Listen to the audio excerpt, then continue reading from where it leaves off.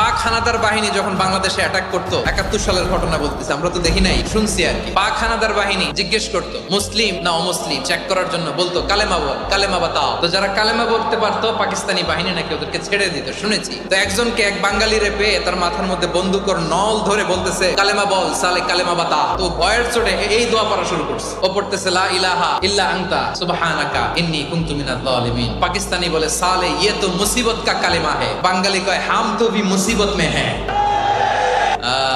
মন মতো হইলে মুক্তিযোদ্ধা, মন মতো না হইলে রাজাকার। কত কিছু দেখলাম এই শাহবাগের বুকে। 71 যদি দেখতাম এতদিনে রাজাকার হয়ে যেতাম। বিশ্বনবী বলেন কঠিনতম বিপদে যখন পড়বা, দেয়ালে পিঠ থেকে যায়, চোখে মুখে অন্ধকার, বাঁচার কোনো উপায় নাই, তখন পড়বা লা ইলাহা ইল্লা আনতা সুবহানাকা ইন্নী কুনতু মিনাজ জালিমিন।